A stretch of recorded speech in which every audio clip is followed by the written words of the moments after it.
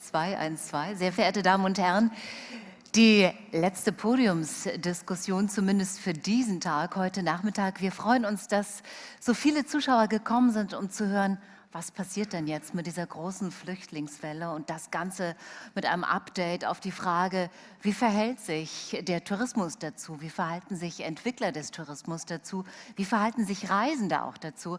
Wir haben gestern zur Eröffnung in einem der ersten Vorträge von Professor Dietmar Herz gehört, es ist das Jahrhundert der Flüchtlingsbewegung. Nicht nur die Flüchtlinge, die vor Krieg und Terror von zu Hause fliehen mussten, sind unterwegs, sondern auch jene, die vor Klimakatastrophen demnächst irgendwo ihre Koffer packen und woanders hingehen müssen. Was bedeutet das für Destinationen wie Türkei, Griechenland, aber auch für Italien? Es hat viele Visitenkarten verändert. Viele Länder haben möglicherweise jetzt Bilder, die doch für Touristen Ressentiments bedeuten, aber auch Belästigungen sein könnten, wenn es denn so aufgefasst würde. Kann, wer genießen will, die schönste Zeit des Jahres genießen will, auch diese Bilder von ankommenden Flüchtlingen in Booten ertragen. Oder genießen wäre das falsche Wort, aber sie sind Realität. Wie reagieren die Urlauber? Sind sie pikiert und wollen die schönen Bilder nicht? Oder ergibt sich eine Nachdenklichkeit, die uns alle das in den nächsten Jahrzehnten zumindest auch nachhaltig beeinflussen wird? Das Impulsreferat für diese Panel-Diskussion wird kommen von Christian Norton. Er ist von der Katholischen Universität Eichstätt-Ingolstadt. Ich darf Sie sehr herzlich nach vorn bitten. Danke sagen, denn Sie sind eingesprungen für einen Referenten, den wir im Programmheft angekündigt haben. Vielen Dank also dafür, denn der Referent war verhindert durch verschiedene Termine der Hochschule. Schön, dass Sie also da sind. Sie nehmen uns jetzt mit und geben Antwort auf die Frage, gibt es vielleicht eine neue Form oder neue Formen von Gast und Freundschaft, also der Gastfreundschaft? Was sagen neue Forschungsergebnisse? Welche Forschungsfelder tun sich auf? Gibt es erste Statistiken? Und Sie geben uns einen Ausblick auf die Frage, ob und wie wir es schaffen, nämlich auch etwas Gutes aus dieser Situation zu ziehen. Schön, dass Sie da sind. Moderieren wird nachher die Runde Verena Papke. Sie ist Moderatorin, aber auch Expertin natürlich für die große Frage regionale Strategien in Bezug auf Tourismus, aber eben auch auf strategische Entwicklungen dafür.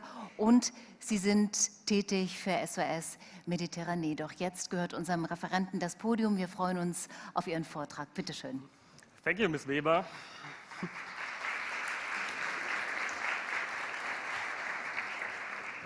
Thank you, Ms. Weber, for the warm introduction.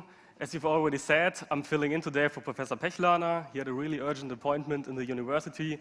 That's why I have to fill in, and I'll do my best to give a keynote today on escape, migration, and tourism, and the perspectives of hospitality. We got a lot of inquiries for interviews in the last couple of weeks at the Chair of Tourism for this topic, so it seems to be a really trending and hot topic at the moment. And newspapers and radio stations asked us more or less the same questions. These were, why are you combining the topics of escape and tourism? And if you do so from a more practical perspective, when you do so, is it at the moment, from an ethical perspective, is it okay to travel to islands like Kos or Lesbos? How do the refugees influence the booking behaviors on the islands? And what are the consequences for these destinations in the short and in the long term? I think it's not possible really to give 100% clear answers here today, but maybe together with the panel we are searching for solutions today and get a bit closer to good answers to these questions. But why are we combining the topics of escape and tourism here today? We think that the essence of tourism is hospitality. And hospitality means always the quality of a relation between a host and a guest. Both have to feel comfortable and meet on honesty. And you could even say that hospitality is a core value of a society. And if you do so, it leads to a controversial discussion here. How the way the region or a country is discussing about migration. Can you draw conclusions on how hospitable a country is? Or to put it in other words, if a country behaves restrictive towards refugees, is it a hospitable country then? Of course, you have to differentiate here. Hospitality is not equal to hospitality. We have a commercial hospitality. We find it in tourism. So guests are paying to receive services. Derrida, a philosopher, speaks here of a conditional hospitality. On the other hand, we have an unconditional hospitality. This is the hospitality towards refugees. They are just arriving in a country. They have to travel. They totally rely on hospitality. On the other hand, we have tourists who want to travel. For them, hospitality is maybe more than good experience during the holiday. It makes the holiday more authentic then. But how did we get to the situation today that we are discussing here about tourism, escape, and migration? Of course, everybody knows we have the high number of refugees, migrants coming to Europe, and Europe is grappling with the migrant surge at the moment. First, the question in Central Europe and in the Scandinavian countries was how to accommodate the refugees. We were searching for accommodations. And now the discussion shifted forwards. Now we are discussing about tourism and migration here. The migrant crisis may have hurt the tourism industry, especially in Greece. Tourists and migrants are sharing the same island there. So is it still okay there as a tourist to go to these islands from an ethical perspective, or is it still safe to go to these islands? Many of us have seen pictures like that, especially last autumn, when per day 2,500 tourists arrived in September 2015 on the island of Lesbos. On the same day, so each day, 5,000 tourists were arriving there as well. So of course, migrants were confronted by tourists, and tourists were confronted by migrants as well. You had the situation that tourists were swimming and bathing in the Mediterranean Sea, and next to them was a boat with refugees arriving. But we have experienced there a great wave of help as well. So especially people from the tourism industry helped the arrival migrants. They had the capacities and the facilities to help the arrival immigrants. But what is happening now in the destinations? What is the meaning here for the destinations and maybe for Greek tourism as well? Are the tourism raising fears? Are tourists scared of refugees here? Are the destinations scared of refugees?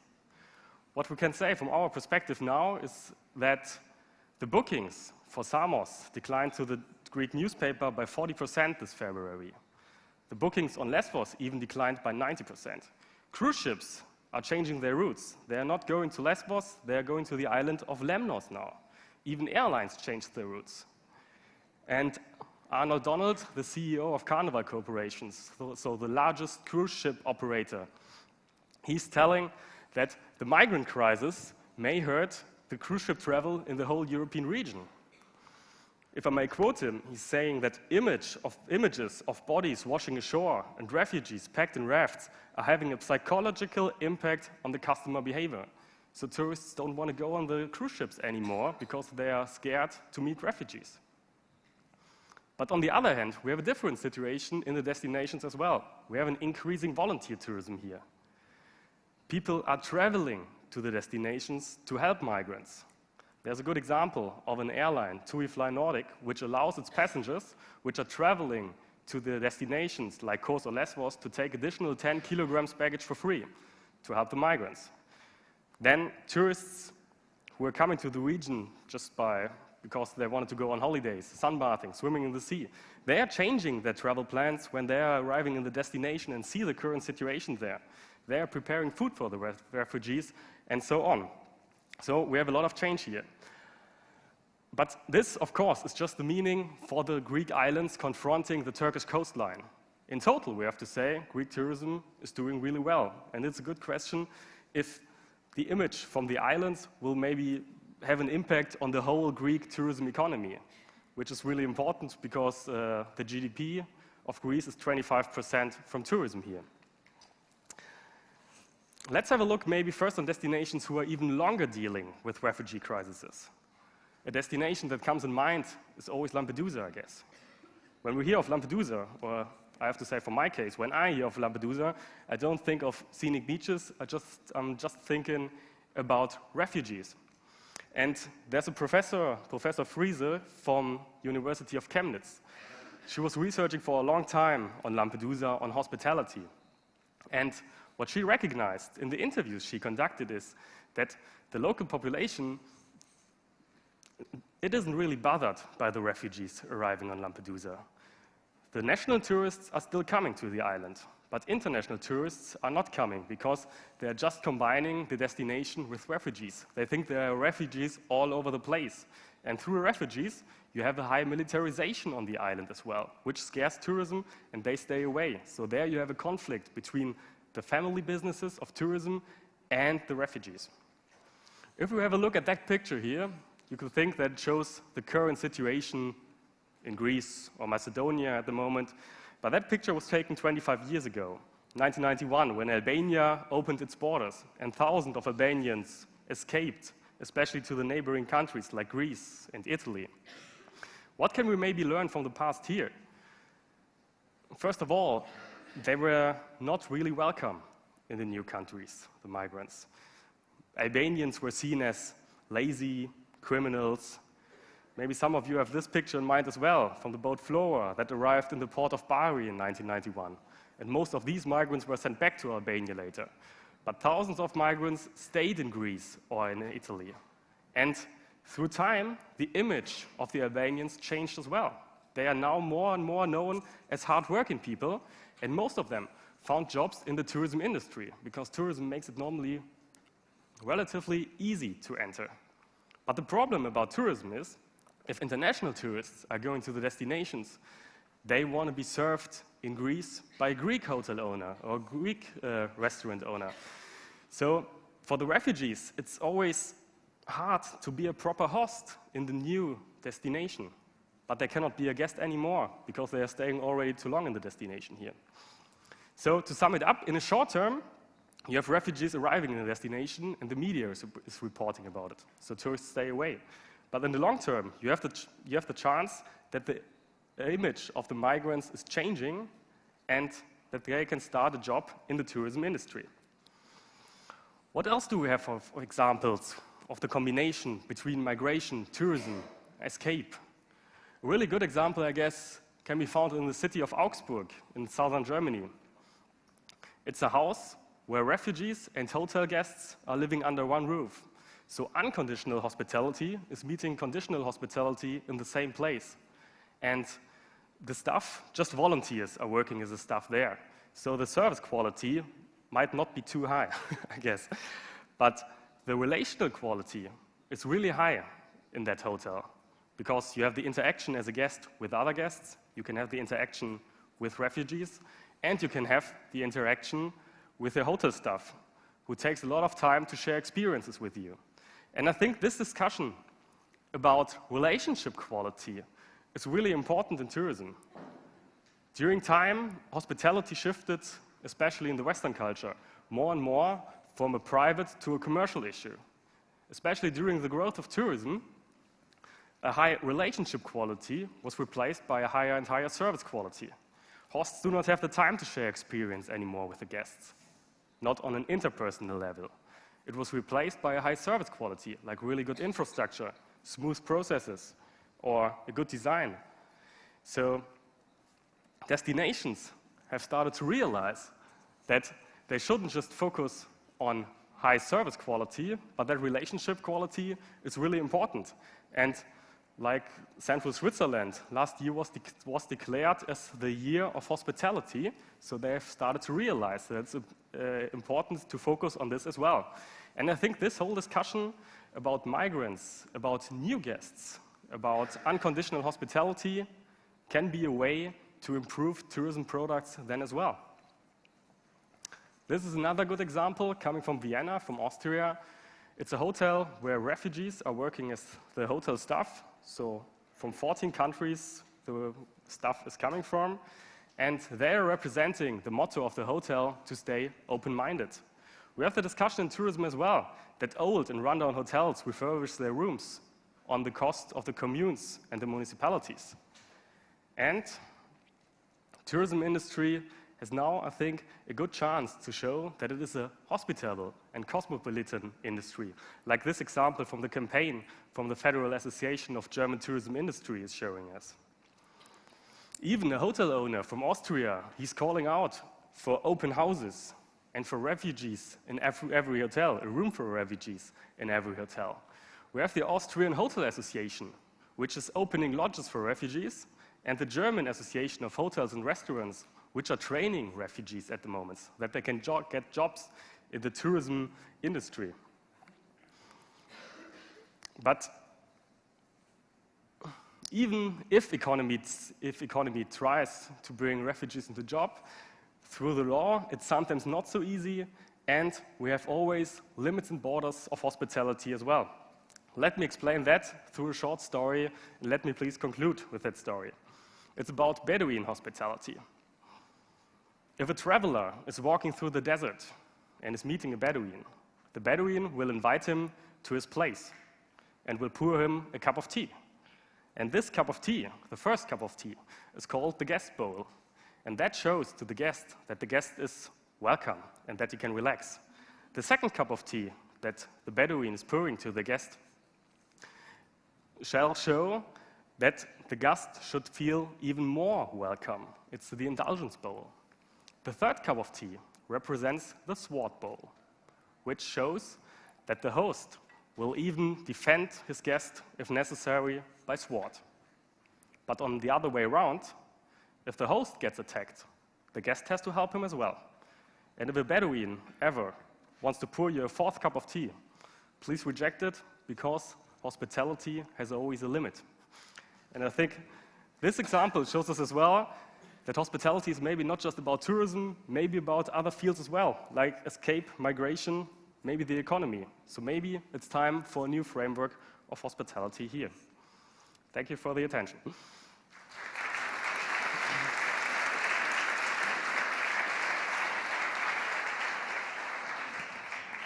thank you, Christian Nordhorn, for the inspiring keynote and that you filled in. Harald Pechlaner. I'd like to introduce myself. I'm Verena Papke, and I'm going to lead the discussion, and I would like to introduce the panel people here to discuss the panel Escape, Migration and Tourism. George Drakopoulos, he is President and CEO of Tourism Generis and Special Advisor to the Secretary General of the United Nations World Tourism Organization. On the left, Professor Dr. Jürgen Schmude, President of the DGT and Professor for Economic Geography and Tourism Research from Munich. And on the left side, Dr. Dirk Leser, Director of the Sustainable Development Program, and already here, Christian Nordhorn, who told us about escape and migration and tourism, and who gave us an introduction on that topic. You pointed out some quite theoretical things, and I think, as we have heard, that the movement of refugees creates big challenges for tourism destinations. So the panel opens a big field and a lot of questions we could talk about, but I think we have mainly focus on some points. And we have somebody from Greece here, from the Greek islands. And I think it would be quite interesting just to have an idea, or just to give us a short update how your perception and how you think the situation in Greek or on the Greek islands is at the moment. Yep. First of all, I would like to thank you for choosing Greece to deal with this very important issue, which I will put it under the umbrella of a crisis.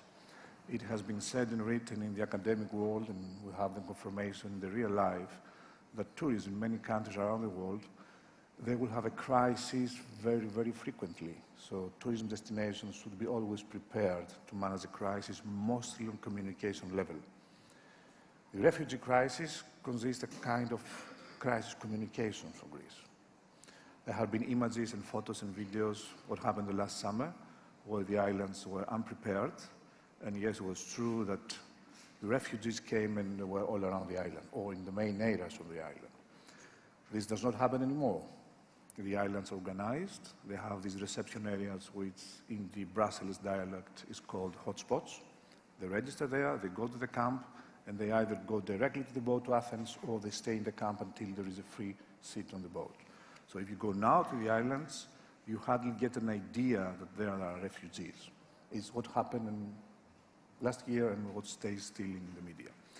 You made a reference about the decrease in the bookings, decline.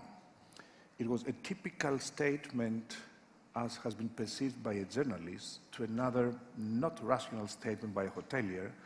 By this particular tour operator, I have a 90% decline in my bookings, which is true. From a tour operator, a small hotel in the north of island of Lesbos had 90%, but only by one tour operator. Obviously, the media has taken this figure and made it public. Everybody now believes that it's minus 90. No, it's below 30, and it will pick up. The challenge now is what the reaction of the destinations would be, and how prepared are those destinations to react.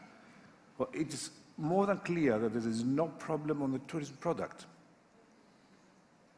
Hotels are there, renovated with enriched services. The beaches are there, the sun is there, the food is there, the culture is there. So whatever consists the tourism product is there, untouched. So why some tourists do not want to go there? Because there is a perception of a fear, of a risk, of aesthetics, which are fully understood. So the reaction on behalf of destinations shouldn't be on perception level. We have to communicate how the current situation on the island is, which means certain actions.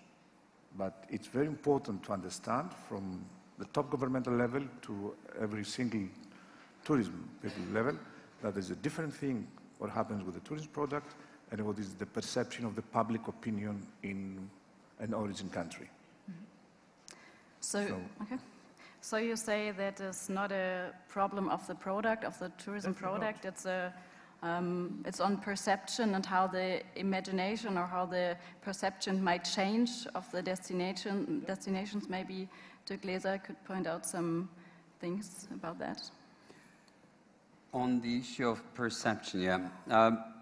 Let me first add the very important line of thinking that here, when we speak about this issue, we have a humanitarian issue, and how important a humanitarian issue is before we discuss other things. And people fleeing conflict and war need to be helped. And this is a priority. And this priority is dominating, first of all, our solutions. Then later on, we have, as the panel was, or the title was suggesting, we have a discussion with what is happening in the tourism sector in that context, when we see persons fleeing conflict, and at the same time we have the situation that tourism is happening. Mm-hmm. And we have to first of all answer the question to what extent can we limit the unnecessary negative impact on the tourism sector. Mm. Then we heard before what are the opportunities the tourism sector in the mid and long term can offer to offer employment, to support integration for those in need. But I think if we start right now to the most imminent question and focus on that one, what is right now needed to limit the unnecessary impact on the tourism sector? I second the analysis of perceptions. But I also wanted to look back into the discussion we had in academia in the 60s and 70s when it came to travel. What does it mean for the local population when you are traveling and visiting another destination? What does it mean for those, and what is it they want right now when they are visited from those who are visiting them? It's a social interaction. It's human beings seeing each other. This discussion was quite emotional, taking place back then in the 70s and 80s, and there were many suggestions how to solve that. But what we know by now, what is one of the most important things to resolve that, is a participatory approach. We have to talk to the people. What do you really want as local population in your development? What is it you want right now in support? What is it you want to see happening in your living space? This discussion is continuing, and there's overall general agreement in the world that a participatory approach is crucial for the success of the tourism sector's development, but also for the success of development of societies. Now, crucial in that is dialogue, communication, open communication, understanding, taking the points, managing expectations. Putting that aside right now and coming back to the issue of perceptions and image. And I think that is what is another very important discussion point for us. What does it mean, the general image of a destination, and at the same time, what does it mean, the image of a destination for tourism purposes? How is this built? How is it perceived? And one way of experiencing it is on the ground, through the tourist or by the local population. And what we know is that over there, very often there is a similar perception of the circumstances, where the distortion very often comes from when it comes to not directly experienced images, which are portrayed through other channels of communication, stereotypes. And there we have then this unnecessary impact we just heard when there's a misperception of a situation where people actually stay away from a place where there's no reason to stay away. Dislinking that right now from the current discussion and putting that to natural disaster, we see this over and over, that people stay away from a certain place, although the place as such has not changed at all. It's just the wrong perception of that. And I want to leave it at this initial statement and think that with highlighting three of these core elements, we can advance today's discussion a little bit, but in any case, it's a huge challenge we address here in 40 minutes, and we definitely will have not answered all the questions, but I see that as part of the challenge. But is it just a wrong perception? But I think you still have that coexistence from like tourists and refugees at the same places. So you have to, you have to run social responsibility and to serve tourists at the same time, which is a big challenge for tourist destinations, even for operators, for hotels. So maybe you can just point out some answers to that question, if it's just only a question of perception and not of reality. I think that's a hard one. Of course, the perception in the media, I guess, we all have a quite different perception of the destinations now, after the refugee crisis happened now, I guess. Like you said before, the tourism product is still a good product in the destinations there. So if it will change for a longer time, we have to see. I mean, when you see like terror attacks in destinations, normally tourism after 1-2 years, it's starting to increasing again, and the perception will not last for a couple of years. So we will see how this works for the next time. But maybe you can just point out, is it that, that tourists stay at home? Because you said, we had a talk before, and you said that's not a problem. So the economic development went quite well, and it's just on a micro point of view that it's just a problem of the Greek islands. This is what the experience says so far. Don't forget that Greece is under a financial crisis for the last 6-7 years. Can I show you some figures of that, if you don't mind? Can I have a couple of slides I have put on presentation so you get a better idea? Can I have the grid, please, so I'll go quickly to a slide, not to take much time.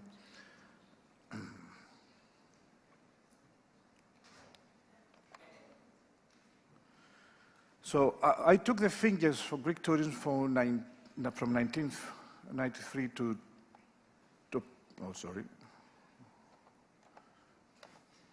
This is in direct advertising. It will come now to place.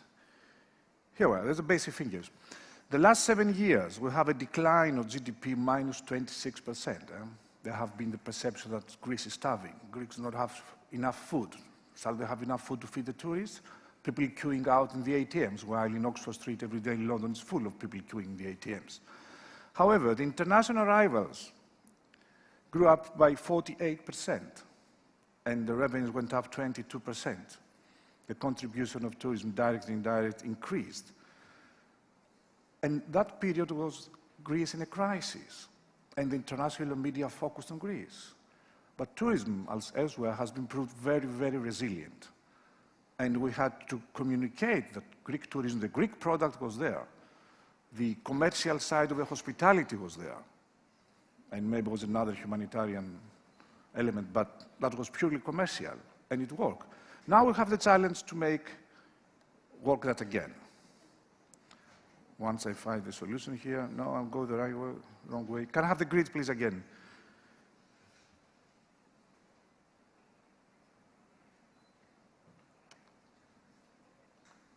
No, I'm lost in the, as I cannot control that, but it will come again with the latest figures. It's again the typical, here we are. During those years, Greek tourism had an increase. And those are the years we had an increase in arrivals and revenue. So if you put them all together, and if we add the macroeconomic indicators within a decade, not from year 1 to year 10, but if we add all 10 years, we see in 2001 to 2010 we had a balance, 5 years up, 5 years down. If we look to the latest years, and particularly including 2015, we have 8 years with continuous increase. It's a good time to invest in Greek tourism, while Greece in a crisis. And please remember that when I say how, and we can discuss next March, this year Greece will have an increase, again, because the tourism product has been improved, offers a better value for money, and thank you all for putting us in the media for many reasons. So it will be like this, because this is a product, and I want to leave you with that. There are different flows of refugees and migrants from one way, and different ways for tourists. And as a friend of mine said, tourists used to visit places where history is being made. You don't go to places without history, one way from another. Simply, you need to invest hard on segmentation. You must have a long-term plan to be proactive to the media and create the right structures. And I'll leave you with a nice photo. Can you put the photo back, please? Thank you. So thank you for that short introduction and to sum up some points on the economic point of view. But I want to come back to the perception and to the image of destinations, because Professor Schmude is an expert on security issues and security questions. And we are also talking about that question if images of destinations changes on the long term. So, for example, Lampedusa. Everybody knows Lampedusa, and it's connected only and exceptional to refugees. So, will it also become a question of how destinations are in our imagination? And is it also becomes a question of safety, that we stay away from this destination? Yes, of course, because tourists are looking for safe destinations, and everything what shows this destination in the perception of the tourist may be unsafety, unsecure. That leads to the decision not to go to the destination. From the research, we know there are different perceptions by different groups of tourists, and we have a really wide range of interpretation, what is safe and what is secure. So at the moment, we can identify 3 groups of tourists. So one group, which is very small in Germany, is the wait-and-see group. They don't book now. And we heard it these days on the ITB every day. People are waiting. What is the development in the next weeks or months? And I'm sure they will book. We don't know what they will book. Where do they go to? The second group is a group that I call destination switcher. They will switch the destination because they are looking for sun, sand, and sea destination, and there are enough destinations that fulfill the expectations of these tourists. So they don't go to Greece anymore, pardon, but they go to Italy, they go to Spain, they go to France.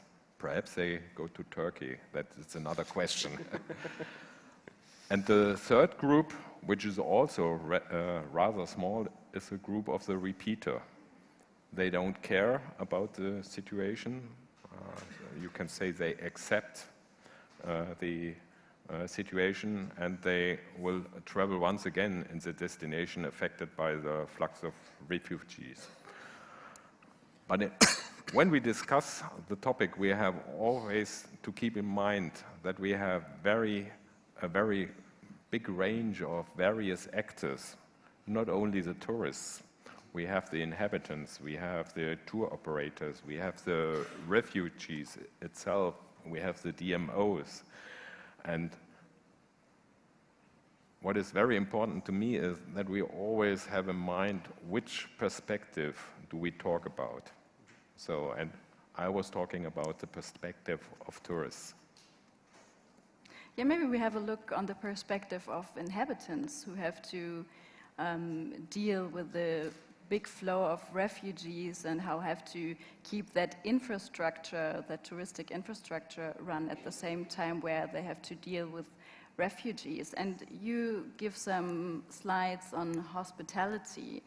And we were talking before if, because you told me that you think that the Germans are quite well prepared for refugees because hospitality is not a question of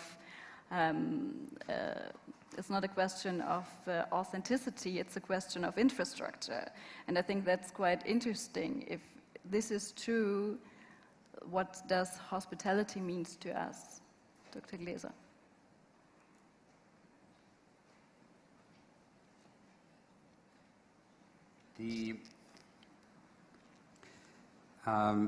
I really don't know right now how to answer that question, but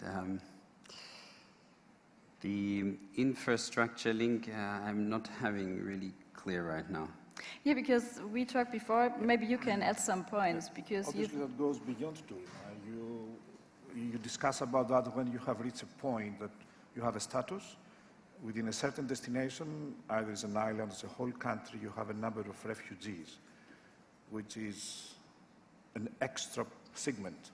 I'm using sometimes marketing terminology, but I'm afraid I have to use it to facilitate and make the discussion easier. And you have to integrate them. If we think about the near future huge demographic problem of Europe, and what does it mean, how nations should react. I mean, birth rates in most European countries are going down. Germany and Greece are very sound examples. You need a system to integrate. And if we look in the history, Germany has done it very, very well. Well, Americans are even better managers. They melt all cultures in one pot.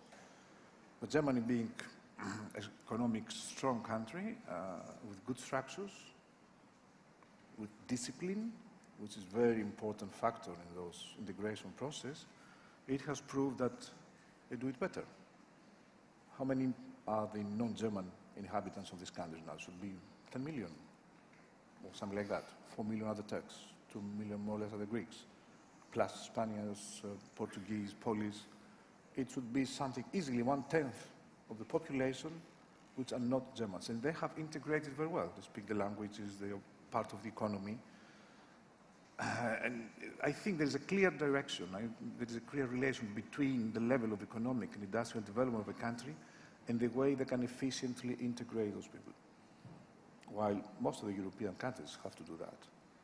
And they will do it better if there is a consensus within the European Union and react as one country, one destination altogether.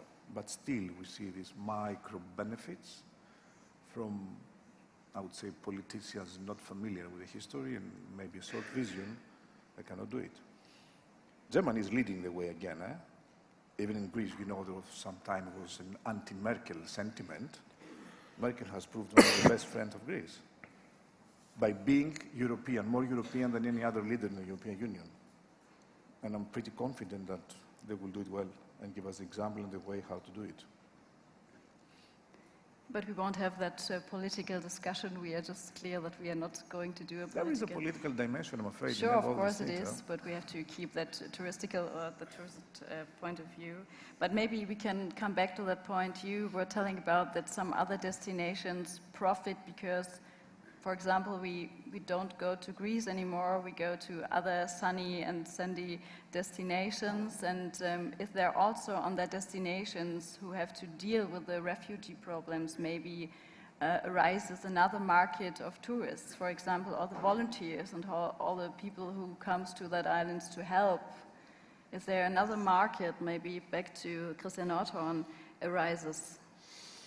I think the situation at the moment in the Mediterranean, to go to sandy beaches in a really stable and safe condition, is not that easy to find at the moment. If you have a look at the situation in Egypt, it's unstable, you have terror attacks in Turkey.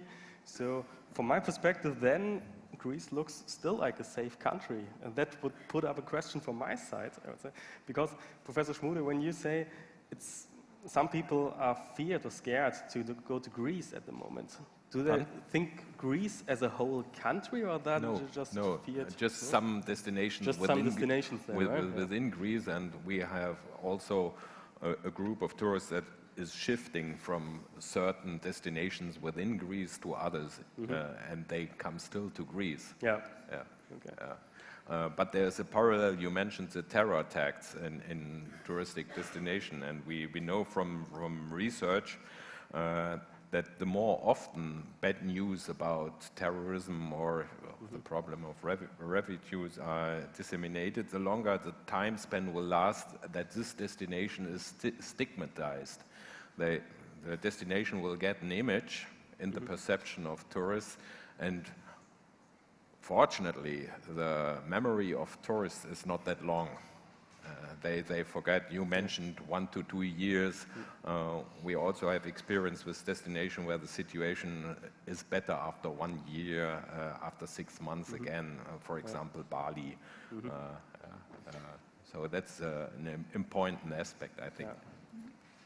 Yes, let me add a point to that, because I'm not really in favor of speaking about countries and risk assessment, unless you really can link that to the country. There are places which have different risks, and we should go away, especially we should show responsibility in the tourism sector to have that clear understanding, to limit any kind of action to the necessary and to avoid unnecessary repercussion. We are not in favor of recommending travel against a specific country unless this is absolutely necessary. We at WTO have struggled with travel advice for a very long time. Travel advice which is just directed as a country is wrong. We have the global consensus that this should be done geo-referenced down to the place. The place where there is an incident, where there is the assessment of an incident, where there is the assessment of an increased risk. I just want to make that clear, because you mentioned here 2-3 countries and you said it's not safe to travel through them. This is a discussion we have behind us.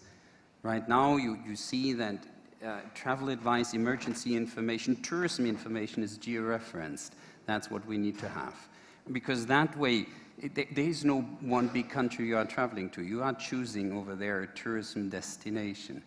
And what we have to allow is to have a sustainable development and a resilient development of these destinations happening, and to limit, again, I want to underline that, to limit the unnecessary repercussion, whether this is a health event, a tourism security event, whether this is a humanitarian issue. Tourism has to interact with all these issues and try to continue to be responsible towards their own guest, the local population, and at the same time to continue whenever it is possible in these framework conditions. So it's I totally agree with you, but this is a perspective of you. From the tourist perspective, and we know that from our research, the perception is different. The further away the destination is, the more diffuse is a mental map in the heads of the tourists. And the greater is the region that is stigmatized. So we have to care about that. And people coming from far away from North America, they say Greece is unsure. They don't say Lesbos or Kos is unsure. So it's all about communication, actually. Yeah. Okay. And using modern IT. I mean, we know about that distance hypothesis. We know about the general perceptions. Tourists are guided, and nowadays they are using modern IT to be guided when choosing their destinations.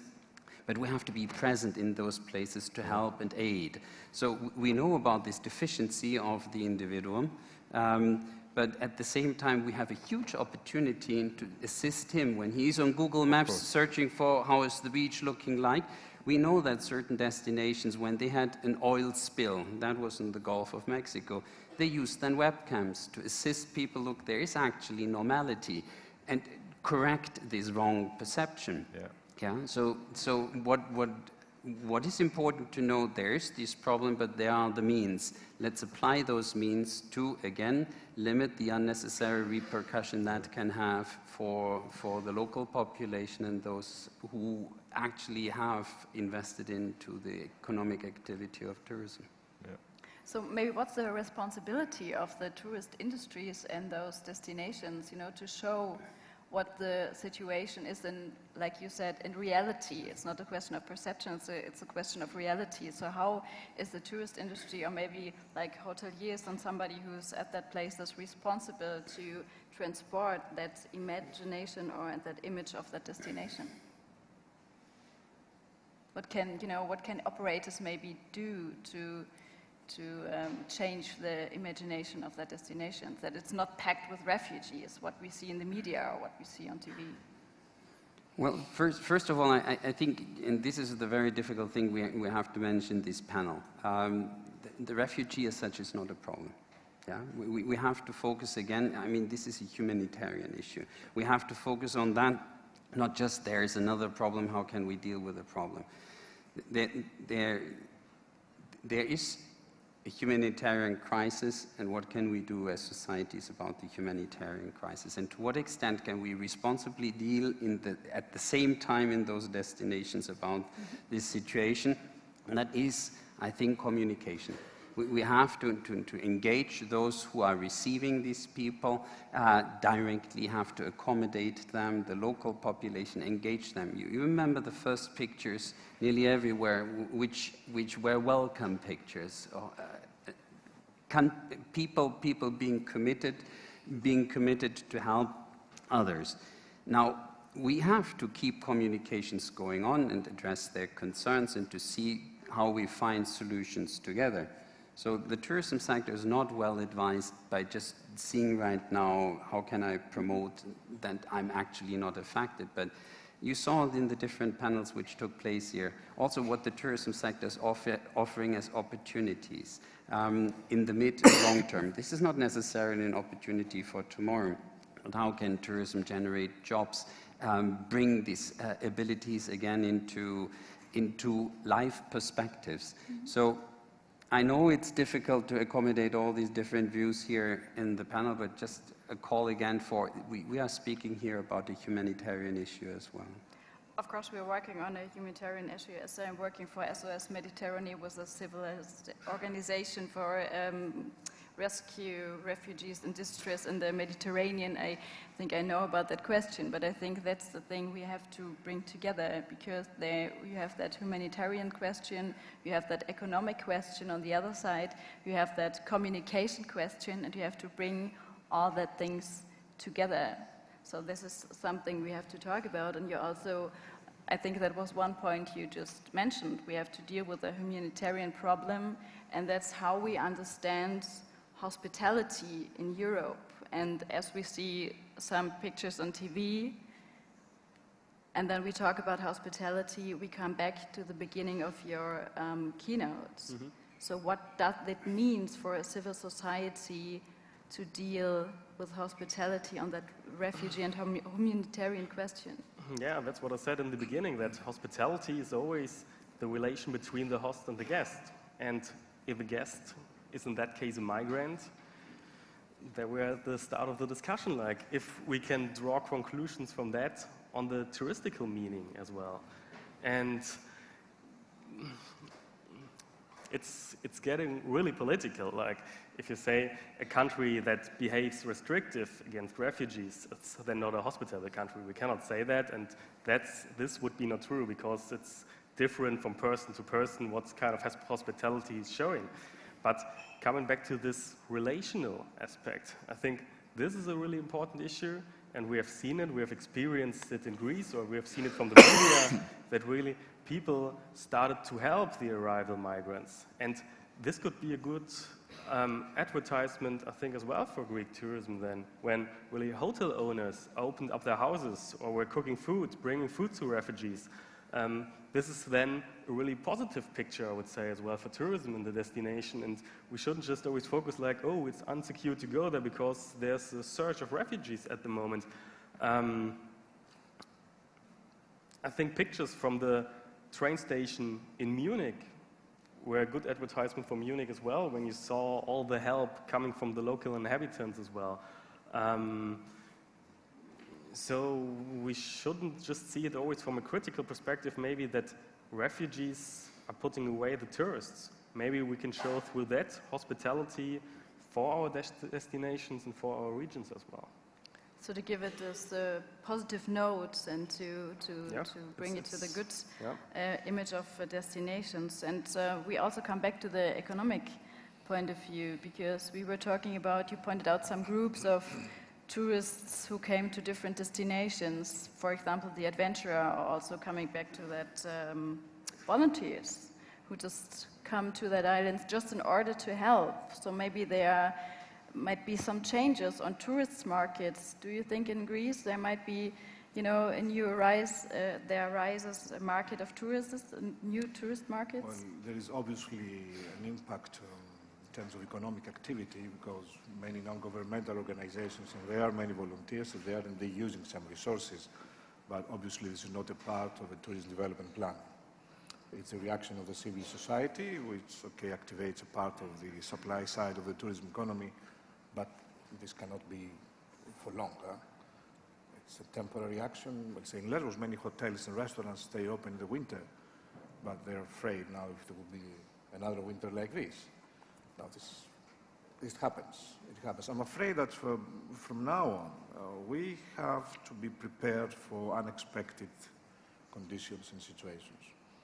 And flexibility and communication should be the name of the game. And do not forget that all tourism investments are long-term investments. Tourism activity is a long-term activity, so we have to give our result at the end of a certain period, not at the end of one tourist period for 1 year. Mm-hmm.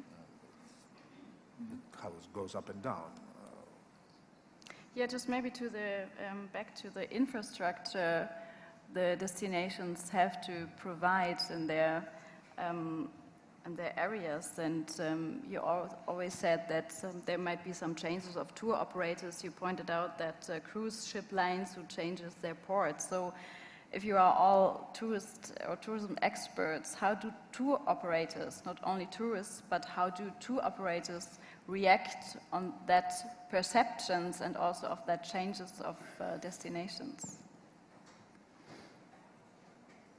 One of the most critical decisions when it comes to perceptions is the decision whether you continue operating charter flights for the next season to a specific destination. That is a concern we see on the heads of many who have to take the decisions for the next season and build the packages. So here, sometimes unnecessary decisions are taken which have unnecessary impacts, because you believe that in the upcoming season there is no demand, and because of that you shift charter capacity to other regions, and you anticipate actually a perception. And Egypt worked for the very first time on that issue, and then tried to absorb as a destination this risk for somebody who's operating a charter flight to the country. So accessibility is one of the most crucial things, which is anticipating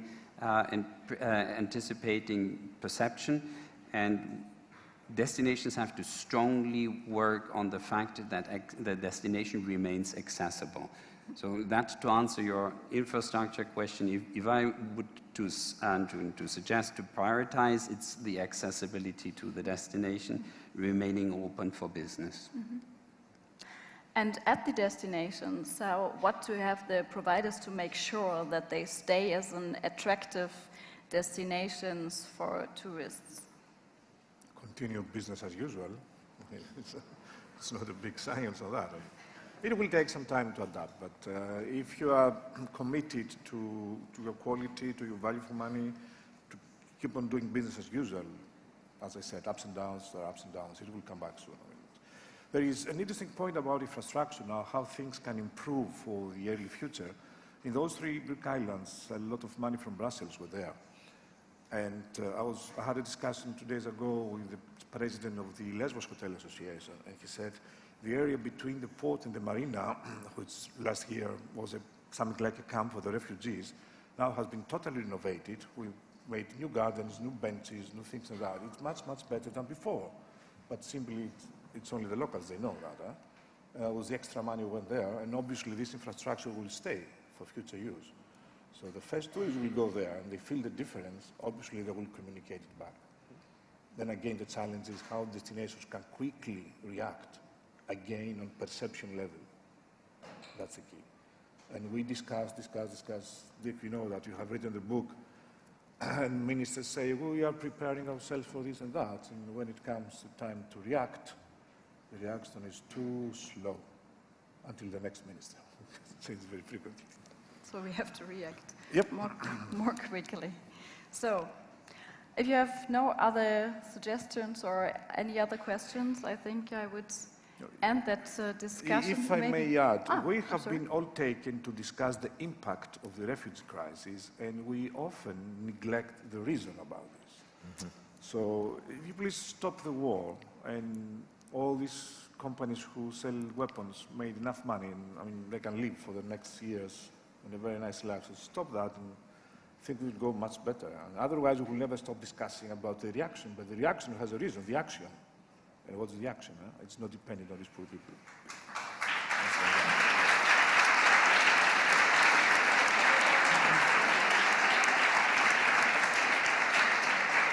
So thank you very much for that political message at the end of the discussion, which was quite important, I think. So thank you to Christian Nordhorn for that keynote. Thank you to Dr. Dirk Glaser. Thank you for Georgios Drakopoulos. And thank you, Professor Dr. Jürgen Schmuler. Thank you. Thank you to you for your audience.